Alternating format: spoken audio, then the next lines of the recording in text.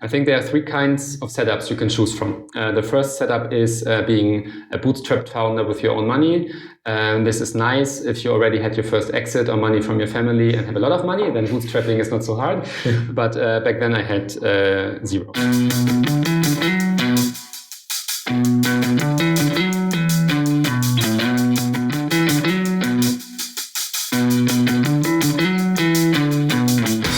Welcome to The Growth Show.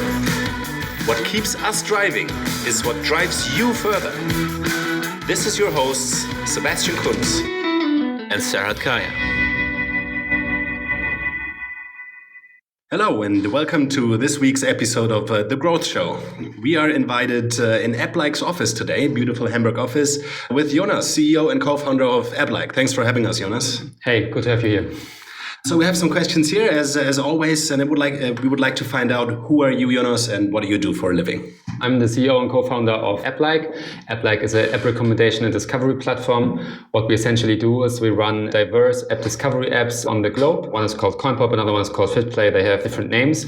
In the end, they all do the same. Users can install those apps, register with their Facebook login, and we developed a technology that's able to track app usage from the user's device. That means once one of our app is installed, we see all the apps the user is using in real time. We see the user has just used Candy Crush for 10 minutes, used Facebook for 5 minutes, and so on and so forth.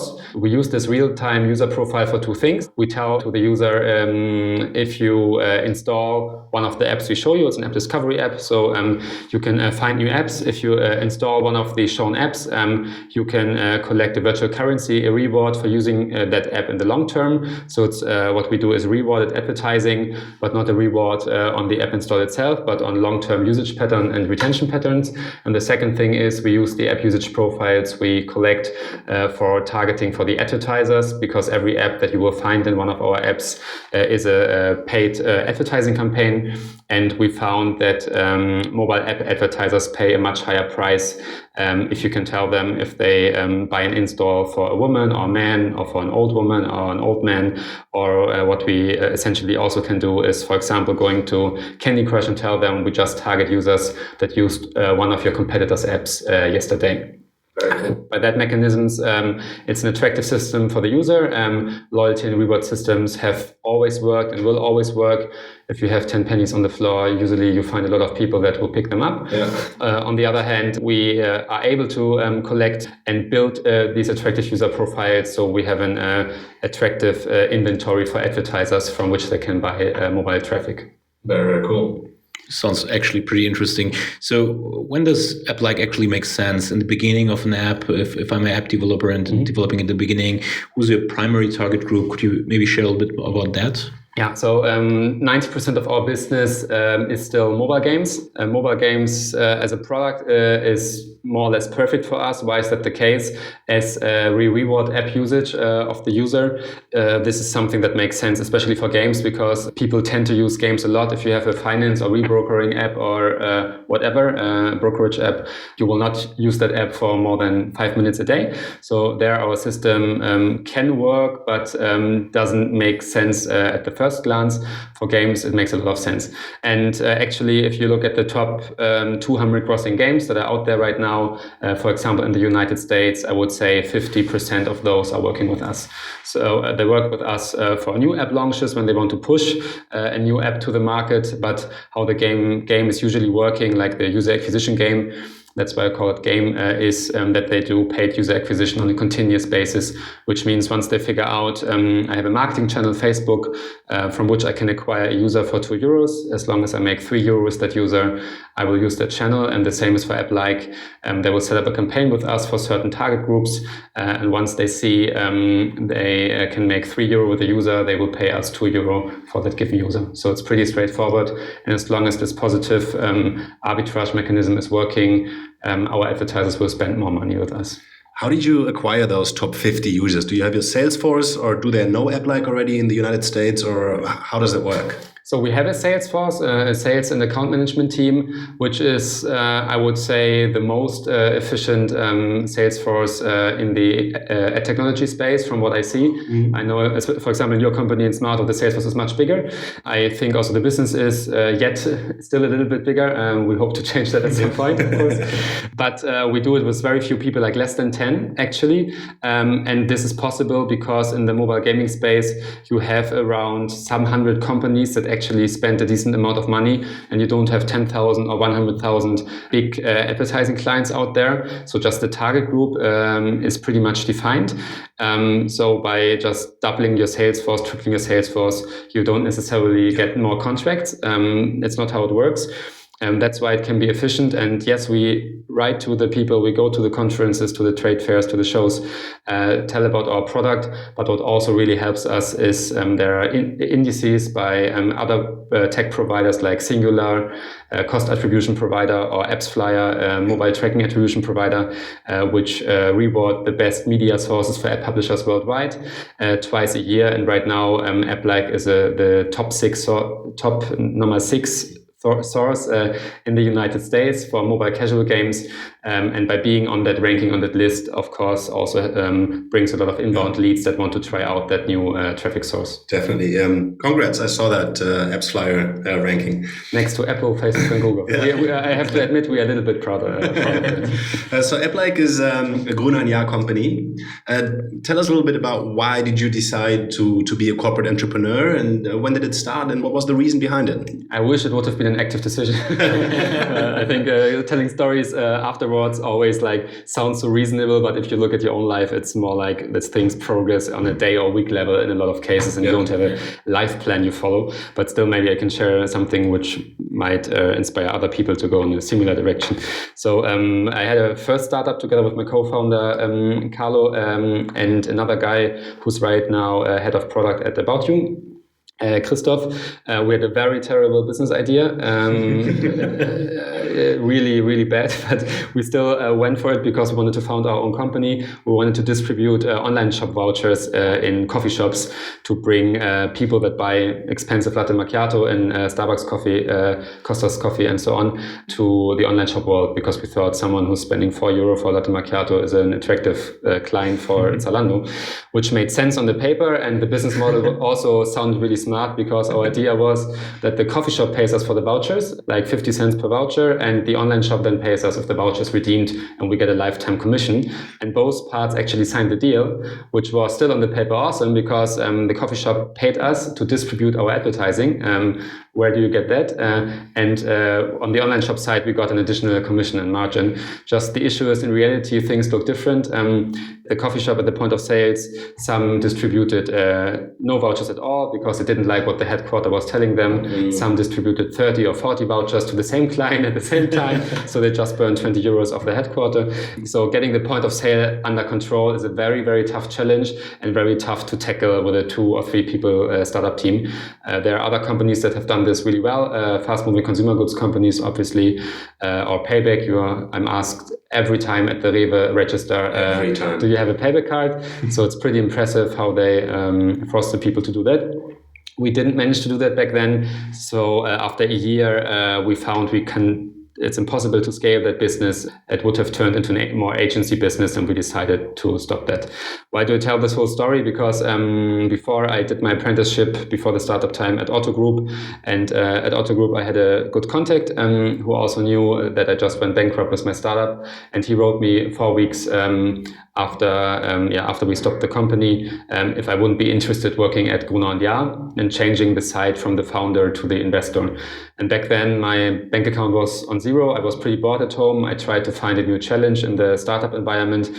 And thought, okay, that's pretty cool. I don't know if I do that forever, but as a founder, you sit there on your table, eat lunch and eat your Asia noodles every lunchtime, and it can be very lonely. And there, Gruner Jahr, as part of Bertelsmann, has a very big global network, a lot of financial resources. So I found this idea very exciting.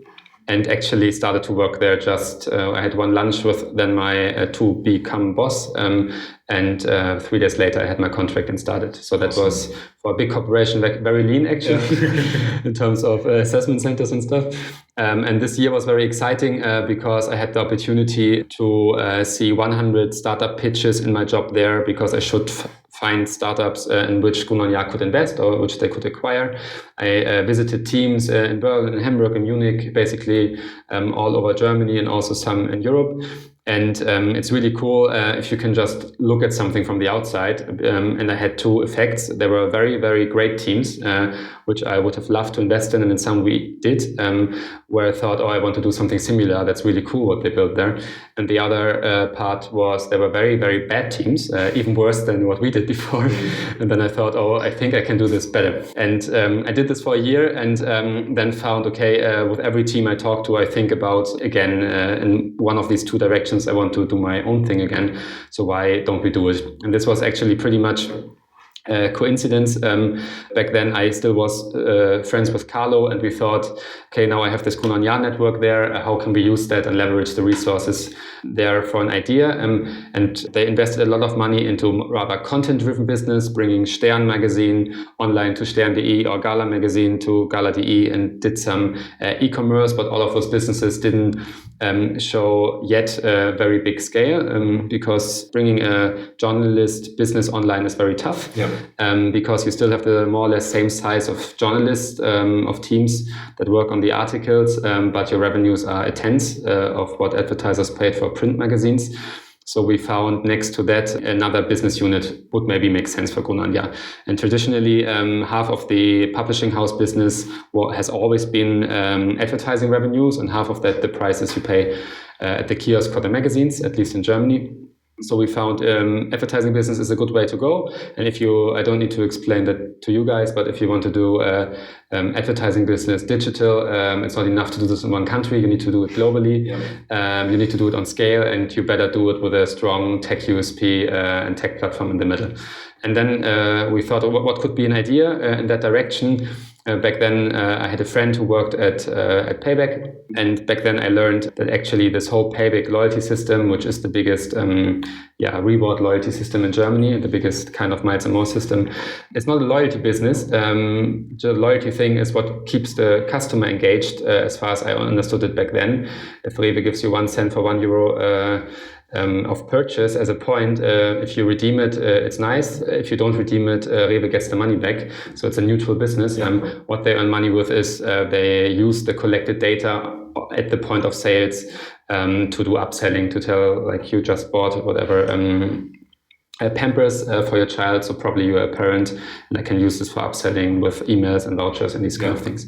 And that's so they use customer data to do target-driven advertising in a more traditional space. This is nothing else what Facebook is doing, and we thought if we found a way to track app usage from the phone, having detailed app usage profiles of the user, this would be a very attractive asset. And then we sat for 3 months and tried to do that. Carlo is a software developer. He's coming from that heritage, and he found a way, which is still more or less the basis for our business in a now very sophisticated way. But the basis was still back then, 4 years ago. And then we started talking to people, how could this be interesting, and came up with the idea of AppLike, and what I just explained to you, do it targeted CPA, cost per install, app install business. Awesome. And so, but your question was, my answer was very long, but your question was, what made you start? How do you become a corporate entrepreneur? And back then, I was just at the more or less right point of time, at the right location, more or less. What was good back then, Gruner Jahr also founded something that is called a greenhouse today. It's the in-house accelerator. It was in development phase, and we were then kind of the first beta project of this accelerator. It was not everything set up yet, but it was nice for the greenhouse to have us as a beta project, and it was nice for us to get the consultancy of the people that have built the greenhouse. So the openness for innovation was there. Gruner Jahr wanted to invest into a tech-driven advertising business. So a lot of things came together there, and it was luck, but in the end also a lot of work. I mean, wow, that story is actually pretty impressive. Let's just get back to what you just told us. Yeah. If you compare your time as a, let's just say, free founder and compared to a corporate founder, how would you compare your time now and back then? What would you say is an advantage you have today and advantage you had back then? Yeah. I think there are three kinds of setups you can choose from. The first setup is being a bootstrapped founder with your own money. This is nice if you already had your first exit or money from your family and have a lot of money, then bootstrapping is not so hard. But back then I had zero. So more or less, or all of us put 10,000 euro there. The second option is you start with your startup, try to find an investor, external equity money, or you get a loan in the bank, but it's external money you need to pay back eventually in some kind of way. Which gives you a lot of resources, but there are other people that want to tell you what you should do on the boat. What we did, I think it's not happening so much in Germany. There are not a lot of success cases in that regard, founding a company out of a big corporation, because a lot of big companies fail to give room for innovation. That something like AppLike can be created. It's kind of in the middle because, of course, Gruner Jahr is owning the company. So theoretically, they could call me every day and tell me, don't do that, do this, these kind of things. However, they just don't do it. If I compare it with the other two setups, I would say Carlos and my freedom is at the highest possible extent. Because if I have no money in my bootstrapped startup, I have no room to do anything. If I have money from other people, they will have a very strong opinion what I should do with this money. And if I have a shareholder round of 10, 12, 18 people sitting there that all want to help me solving my problems, this can be very, very exhausting.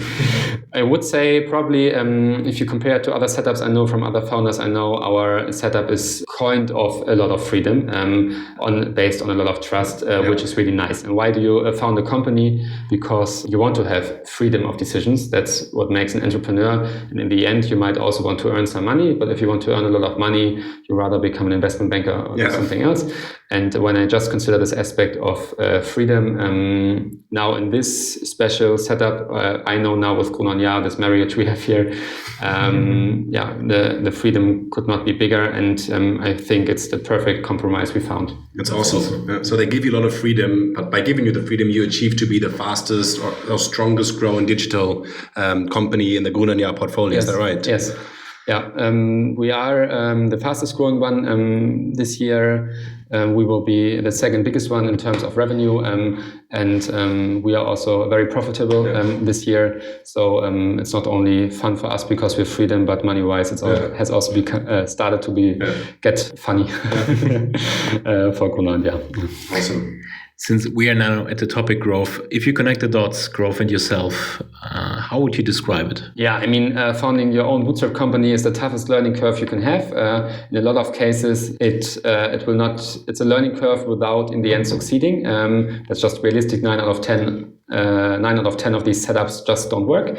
However, it's still very, very enriching that I did that, because this feeling of your bank account the next month is going to zero, you cannot learn that in a corporate environment. And if you had this once, a lot of issues that you will be confronted with in other environments, in other startups or corporations or whatever you do, seem not very hard in comparison to that. Because what a lot of founders have, I guess, is really this will to succeed. That's why you do all of that. And then if you realize you won't succeed, and this comes to an existential level because you don't have money saved on your own bank account, this is emotionally very tough. And this is like this was a very big growth point for me and a big learning. And also accepting that a decent amount of stability can be good for me as a person, but also for my environment I work with, because working under a lot of pressure can be very tough. And as a founder, you definitely need to do that.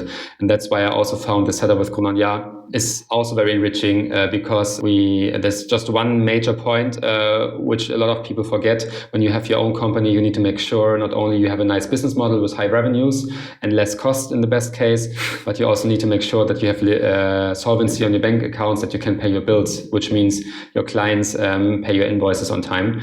And as we are part of the Gruner Jahr and Bertelsmann cash pool, this means by definition that our company cannot go bankrupt. When the business is going bad, of course, we will say maybe at some point we need to close the business or something like that, but you don't have this point that you cannot pay your people the salaries. And this gives you some relaxation, at least on day-to-day basis, not on monthly basis. There you still need to react. which I know a lot of founders find very tough because you need to figure out product market fit, then you need to figure out to hire the right people, and then there are a lot of issues in your tech stack. All of these things happen, and then you need to also make sure that always the money on the bank account is there. And it happens when you got funding, but this gives you some relaxation in the process. And this is for me also learning the tough self-founded way. Was very good to learn, but I also enjoy right now a little bit softer way, which gives me more room to drive forward the right strategic initiatives. What was your biggest learning from that time? From the Asia Noodles first company time? Yeah, exactly. I hate Asia Noodles. It's the biggest takeaway. There were really a lot. There are a lot of things that sound like what you read in all these American startup books, which just like are buzzwords basically. But what I found it counts right now in AppLike, but also back then, is it's really, really good to have a buddy. And my definition of a buddy is, for me, it's my co-founder now, Carlo, obviously, is someone that you become friends with while working. We didn't know each other before. That's cool. That worked well. We are totally different in personalities. So he's in addition to my personality and the other way around. That's super enriching. And he can do a lot of things that I just cannot do, technology-wise, but also product vision-wise. Very special combination that we have that two things in one person. And I hope I can also do 1-2 things he would say about me, where he says, I could never do that better. And this combination is just really, really cool. And it helps you to go through a lot of pain and a lot of tough phases you have. In whatever environment, in other startups, in a big corporation, in Bertelsmann, I see a lot of lonely fighters. Because when you start your career, you tend to think about, I want to be successful, I want to get there. And fighting alone can be very tough at some point. And the sooner you find a buddy who is very good in something that you're not good at, and who's also a different person than you are, and you can trust that buddy, that will give you a lot of stability and a lot of inspiration and drive in the long term. I mean, in a lot of talks I have usually with entrepreneurs, I always hear that they say one of the biggest things I did right was to finding the right co-founder. Yeah. I think what you said is actually the same. Like it's definitely great to have a great co-founder you can always work with, you can always count on. Yeah. So, and whom do you talk to? If your girlfriend breaks up with you, you come to the company, people are worried about business, and maybe your business is going very bad this month, then you cannot just go to your Monday morning stand-up and say, you take care of business now because I'm sad. And so it's better to have than the person you can talk to about that. True. So besides having the good fit as a partner, as a buddy, as a co-founder, and having the product to market fit, what made you achieve this crazy growth? We just talked before this recording. So you have 60 employees, 10 to 12 nationalities, and all of that within 4 years. Yeah, we have 10 to 12 nationalities in the team, and actually doing our business in 27 countries. Wow. All out of Hamburg, which is something more or less typical. If an ad technology business works out, or a platform business, it's usually easier to scale those businesses to another country than, for example, a journalist-driven business. But still, it's a cool thing. Yes, what was there? What made us successful? I think we had a lot of focus on really on the product. A lot of people, I would say, still don't really get. I think, Sebastian, you actually had the same. Still don't get why this is working. What's special about that? We didn't still not put maybe enough effort into our website and B2B marketing. Now we hire a person to do that better finally, because we had a lot of focus. Just we need to do app usage tracking right. We need to make it work for the advertisers. And if they transfer our invoice at the end of the month, this is what we need to do. And we go to conferences, but only with 1-2 people. We don't have booths there. Do that very, very cost efficient, and still at the size of the company right now, which is very, very decent in terms of revenue and profits. We still have this very cost efficient mode. And I think a lot of people from the outside think what we're doing is not fancy, because if you Google AppLike, still one of our app discovery apps is called AppLike. We will shut that down by end of the year, because we want to focus AppLike as a B2B brand, and we are not dependent on that name in the B2C communication. However, if you Google AppLike right now, you will find some YouTube videos with users that explain you how you can use AppLike or even earn more coins with AppLike or these kind of things. So it's just not very sexy if you look at it from the outside. So we didn't put a lot of effort to be sexy, but a lot of effort into building the business. I think that was very important. Especially because it's a business that not really everyone understands. I mean, you've been in the app ecosystem for years now. You understand it, we understand it, but I think there's a lot of people out there that don't really know what is attribution, what is cost per install, how does that work. So Yeah, and I think what I always try to explain when my grandma asks me what you're doing there, or my mother, which is not much better, a little bit. I'm curious, how do you explain your grandmother what you're doing? I mean, we need to start what is a smartphone. So that's a long way. I think I shouldn't do that now. Then it takes 20 minutes. I'm very lucky she doesn't speak English, so she will never understand what I'm saying here. But I think for people that know what basically online marketing is, that you acquire clicks for your website or web shop, or you acquire an install, or you acquire a user, or this is all what internet is about, buying clicks and in the end selling those clicks again, or buying users, selling those users again, on whatever level you want to look at it. And all the businesses that work, and this also I think counts for AppLike, is we have a platform in the middle, our app discovery apps, and a pretty sophisticated backend and campaign logic behind that. Advertisers are bidding on the inventory, bid what they are willing to pay for each user, and depending how the campaigns are working out, a campaign that is generating very high money for us is shown on the top, and a campaign that is not generating so much for us because the product is not working out or the advertiser doesn't pay a lot for the click or the install is shown on the bottom. And this is just a free, more or less free bidding system. It's working like a stock market. This is how it works for Smarto as well, and a lot of other cases. This is, I think, what's fascinating about it, because you come here to the office, you see three people in the corner that talk super excited about how to increase CTR, click-through rate, by 15%. And it really looks like a bad Silicon Valley Netflix show. But you understand why this is so exciting when you work in the industry for 1 or 2 years, because it's like some 100 companies worldwide on this planet playing chess against each other, the two strongest ones, Google and Facebook, obviously, and it's really about having a little bit a competitive edge, being a little bit smarter, having a little bit a better idea, and then you might find a sweet spot where you outcompete existing solutions, that you can actually acquire clicks cheaper or sell them at a higher price. In the end, it's all about that, and this is a lot of fun because it's every day a new big challenge you have in the company, business model-wise, but also technology-wise. And I think this is why most people enjoy working here, because it's challenging. Let's do a little bit experiment. Assume that I have an app. Yes. And I'm missing downloads. What would you recommend me to do? What kind of app do you have? Well, it's probably one of those dating apps. Yeah. How high is your lifetime value? It's a good question. I don't know, actually. I'm a young founder. I don't have many data. I'm very unexperienced. I'm just a develop this thing and don't know a lot about marketing. So what would you recommend me to do? If you need first test installs, I would really try to figure out what's your right target group. Let's say people that use other dating apps, rather female users, because male users tend to download dating apps anyway. So it's more about getting the girls to the club for free, and the guys will eventually pay the drinks. That's, I think, how the dating business is working traditionally, offline and online. Then I would just try to maybe for 1,000 or 2,000 euros send you some test users so you can measure your KPIs in your app, see the retention and see if people are doing in-app purchases, seeing enough ads, so you have a chance to calculate your lifetime value. Because I see a lot of app businesses out there that don't think about that a lot, have like a big idea and say we go viral and we will have millions of users, and then we think about monetization. But the truth is that 99 out of 100 app businesses will not work out if you don't know how you monetize when you launch. There are some very few examples. Flappy Bird, Yo was very popular 3 years ago. A messaging app where you could just send Yo as a word to other people was going viral.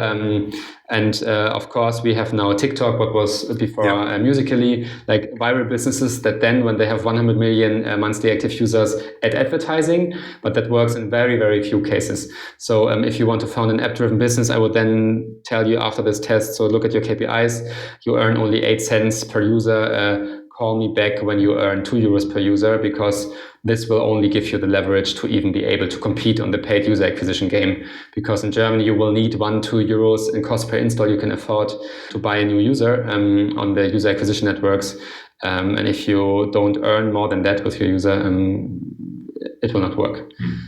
Of course, it's also a matter of the right creative, of the right advertising type. So do you remember in the last 4 years, like a special creative, a special ad on your side that skyrocketed, that was very successful, that was achieving much higher results than you guys expected? Yes, actually 4 weeks ago, for us, it's very interesting, because usually people that do advertising technology, I still don't really know if we are actually an ad tech company. Most people classify as that, but we're doing much more than that, because we are also at the same time an app publisher, right? Because we publish our own apps, which means we need to put our apps to the Google Play Store, and we need to build reach for those apps. We acquire a lot of users from Google, from Facebook, from Unity Ads, from AppLovin, from all the big companies. Probably we also get a lot of impressions indirectly through Smarto without even knowing it on programmatic advertising. And so we acquire just a lot of users for our own apps, which makes us a pretty much diversified business. Now I forgot the question. Sorry. Did you have a special ad, special creative that helped you? And this because we do this whole app publishing thing, we have creatives we run ourselves. Right now it's over 8,000 creatives per country. So put this times 27. Then you know how many creatives are on our server, which we optimize against each other in real time. So as we do this media buying ourselves, I could answer this question for our own video and static banner and pop-up creatives, or I could answer this question also for the partners that put creatives into our apps. But of course, I'm very proud of the creative we produced ourselves, which is just 3 weeks ago. We have right now an app out there which is called CoinPop. It's an app discovery app focused on the older female users. With older, we mean in the mobile world 40 plus, which love to play match 3, puzzle games, farming games, these kind of things. It's a very attractive target group.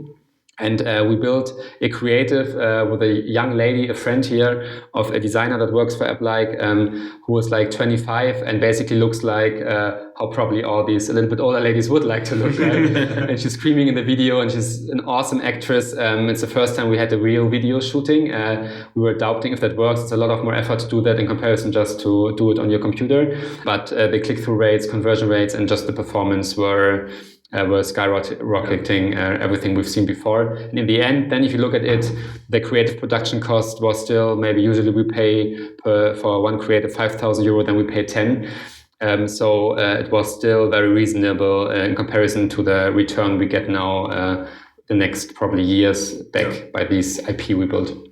So having it very personalized and even using one of your employees as an actress was your secret sauce? Friend of the friend. Yeah. So you think that was what really made the difference? That it was more personal. That was in the end we do a little bit stock exchange business. We bid on impressions. We sell impressions.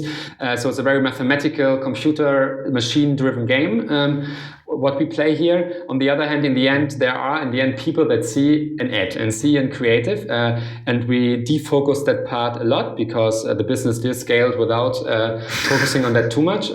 But the last 12 months, we really have seen having a nice in-house creative studio that creates creatives that really match a target group. In the end, it's still to have a product in the B2C market that people want to download, that it really works. And we are still a more B2B focused company that is selling app downloads.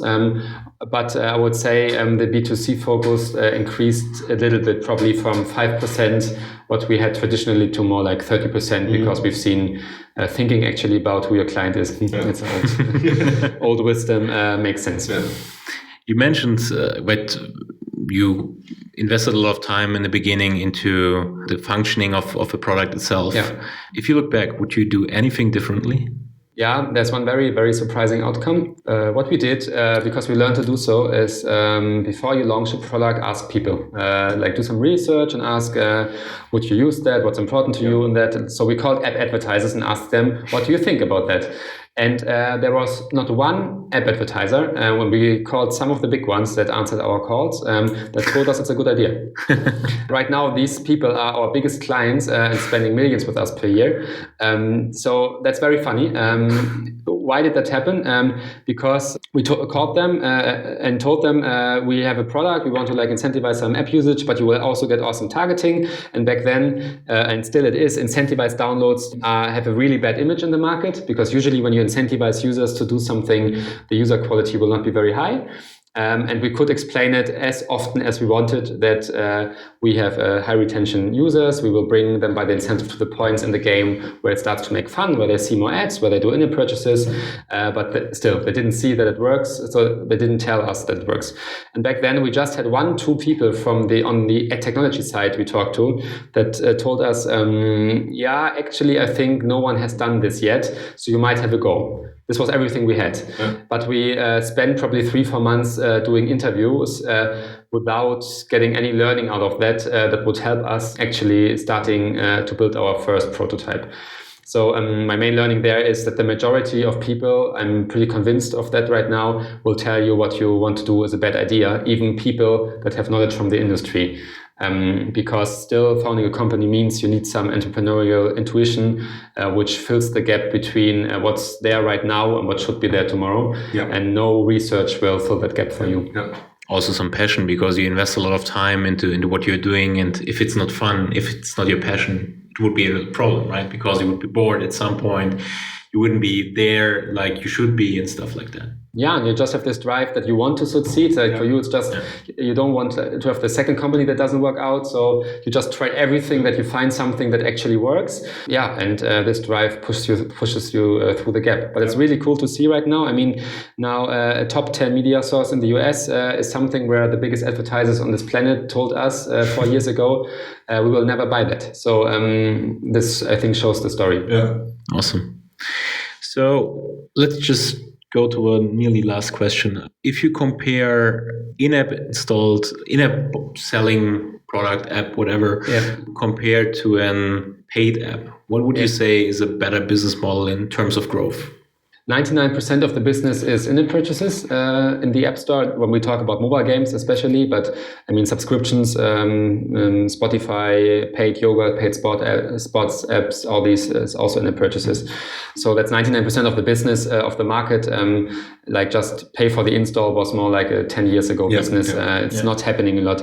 If you are a niche developer with something really nice, a good idea, maybe you have a radar app which shows you where like radars in your city, which is very accurate, and for that I might pay 2-3 euros.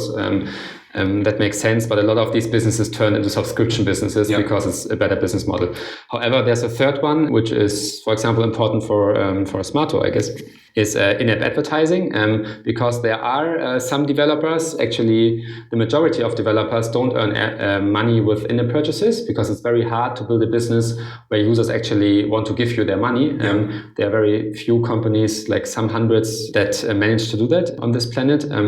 But all the other ones have nice content that people want to use, and they show some ads in their content. And these are, in the end, the apps that drive the traffic to the other 500 that actually found a business model with a high lifetime value.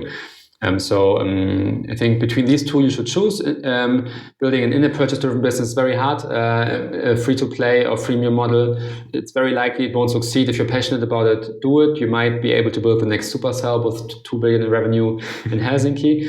If you have a really cool product that millions of people would love on this planet, and install it for free because they just tell your friend, do that, integrate ads, and make a nice business model. So maybe you have a 6-digit revenue per month, which goes to your own account, which is still a nice thing. Yeah, definitely.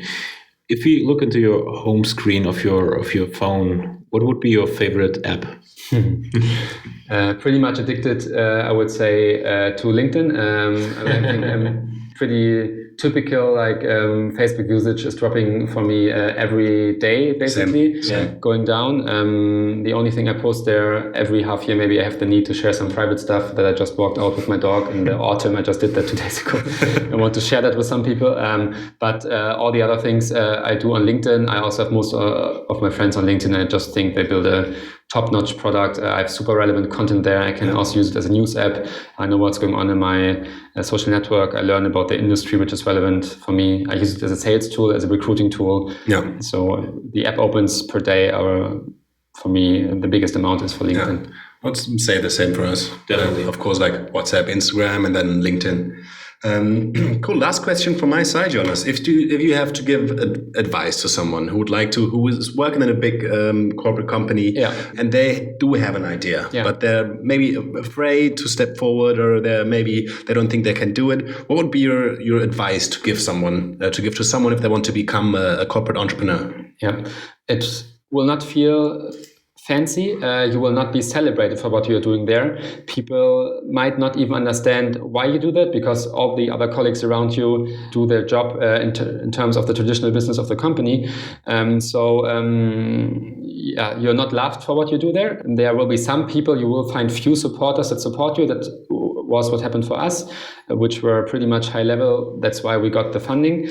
And then still, when you got the funding and set up your company and your incentive setup or whatever you need to negotiate there, then still in the beginning, you're like just decentralized project somewhere where people will not give you this nice feeling what you usually have in big corporations, going to meetings, talking about some things. If you solve those things, it's nice. But if some things take longer to be solved, that's also okay. But still you get some appreciation, attention, and feedback out of these meetings. When you do this alone, started in startup mode in a big corporation, people will basically just don't care what you're doing there. Yeah. But a lot of like people that you've been working with before will just say, it's cool, I still drink my beer with Jonas or with whoever it is, but you won't be celebrated. It will not feel like you're on the top line of TechCrunch. Yeah. So you need a lot of years of emotional investment where you believe in what you're doing there.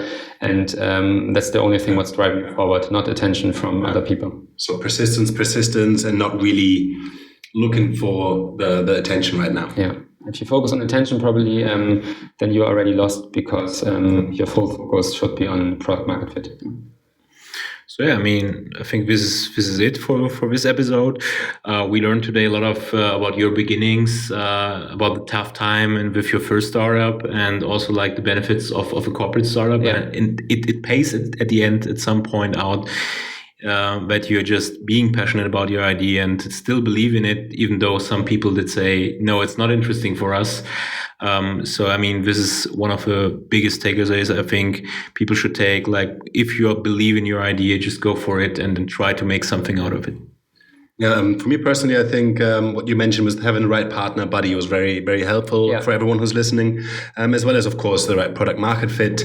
And the fact that you said you hit rock bottom, you were broke for some time, so it really made you rethink. And I think that's a very good advice for the people out there. And we also learned that you hate Asia noodles. And I think it was a great talk with you. Thank you so much for having us, Jonas. Thanks, and thanks for listening. Yeah.